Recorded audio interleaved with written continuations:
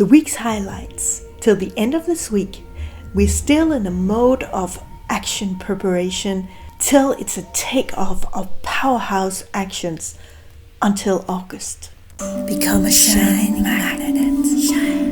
Give yourself access to a free lifestyle. Start living in the new era vibe. Let's go travel towards freedom. Passion, emotion, compassion, and sensitivity, inspiration too, is on the menu for this week. In the beginning of the week, the inspiration is on the move. We can profit from this favorable energy to bring in something that we would really like to outlive.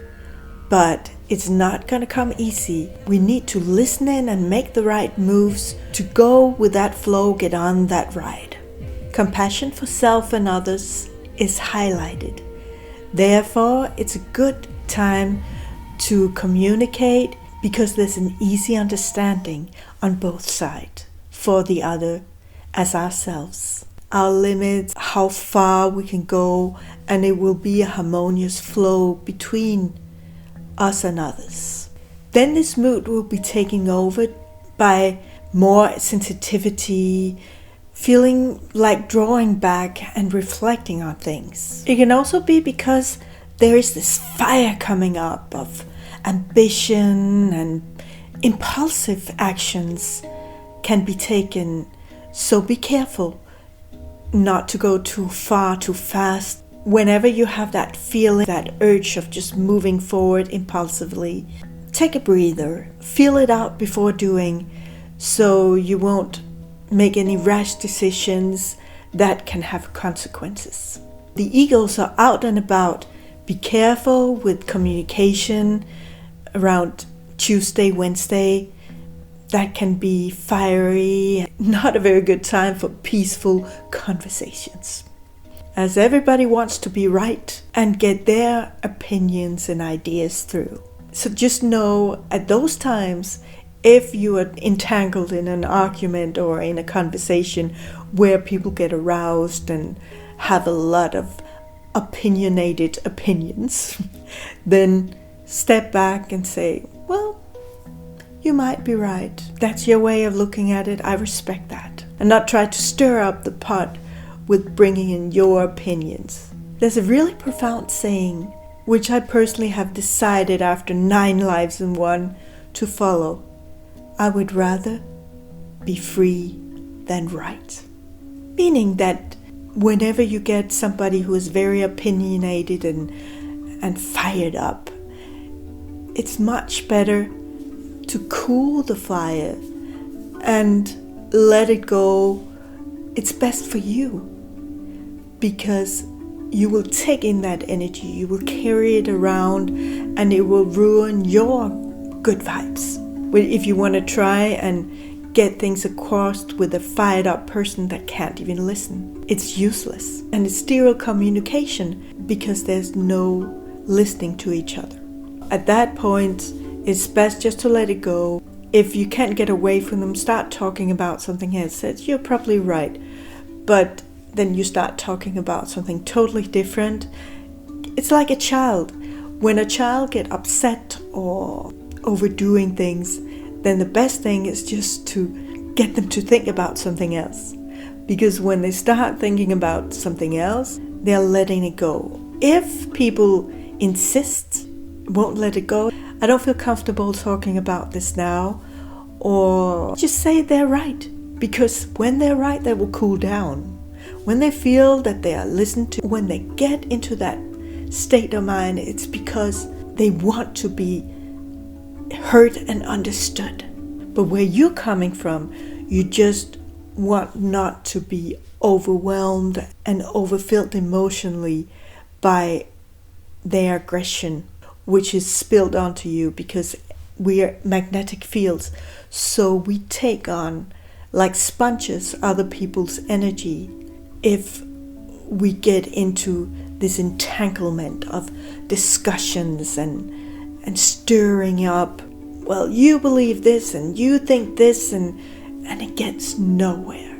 Everybody goes away from such a sterile conversation, not listening to each other, just wanting to have their opinion across, losing out of their own peace, losing out of your powerful energy, which is your treasure to take good care of. Energy is your power, is your drive, what takes you to have as many good days here on planet Earth, so you can bring in that brighter reality that you really want. But you can only do that by taking good care on what you're using your energy on, what you're getting emotional invested in, and the people that surround you that alter your chances of making it. Like when I was living in Paris and I had a very passive-aggressive boyfriend. At the same time, I was putting on this big show of the six senses with 25 artists, as I'm a singer and a show creator too. Making costume, I'm also a designer, and putting it all together with these 25 people while having a person at my home who did everything to stir up me emotionally, being very unsupportive and egocentric. So I didn't have the optimal possibilities to really bring this through because I forgot a very important factor. I didn't have a peaceful home. I didn't have a place where I could recover, center myself, and know what was the next best move to make.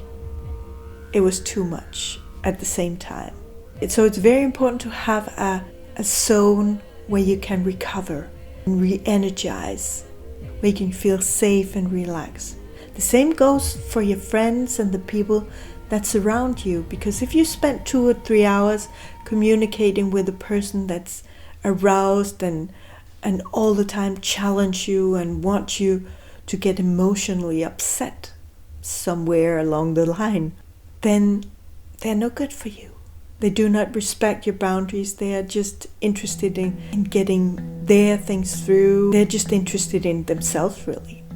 At the end of the day, if they are not listening in to where you stand and how far you can go, it is time to let people go that eats up your energy, that do not have your best interest at heart as you have theirs. And in the middle of the week, we will move into a more diplomatic state where it's good for negotiations and communication with others. Listen to each other. When you start communicating, observe where the other person is and how they're doing to know how far can you go into a communication. Are they there or are they zoned out somewhere else? Are they listening? Is there mutual understanding or not? It would really help me if you like and subscribe and hit that bell so I can reach and help more people. This middle of the week, there's also some passionate emotions that can turn into romantic emotion. Thereby, it's good for entertainment, getting out and communication, exchanges, any sort of very kind and compassionate sort of exchanges. The end of the week, we have this dreamy, hopeful, maybe not that realistic approach. Be careful with decisions at these moments. There can be a sense of fantasizing and not really seeing reality. Here, it's important to stay grounded. Take a step back and realize what the reality of the moment really is. Especially in romantic situations, it's possible to be on a cloud and not really be in the reality, but in your own imaginary world.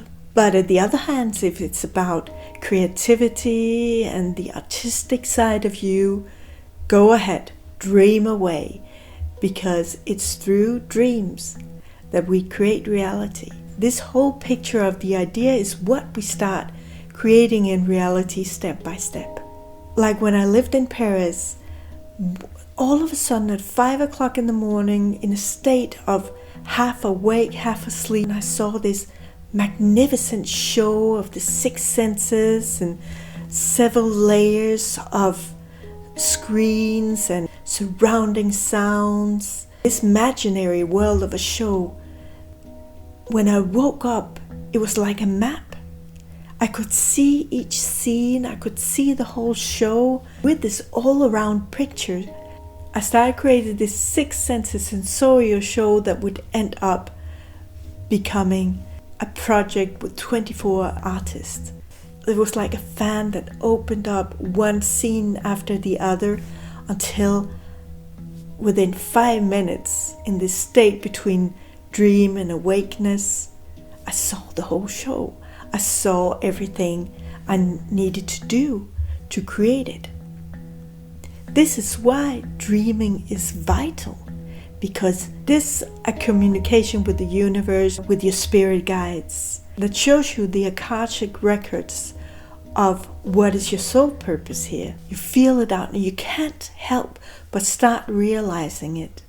It's what I call it's bigger than you. Then it's meant to be. Then it's meant for you to follow it. So this weekend you will get this boost of power and passion and fire that will bring in these dreamy images, which is actually a roadmap that will shape your way forward. Because our dreams shows the whole picture and lays out pretty much what is the ultimate goal, what feels so right and so freeing. And from there, we can reverse engineer back to now how we can start from here to eventually get to this dreamy state of living.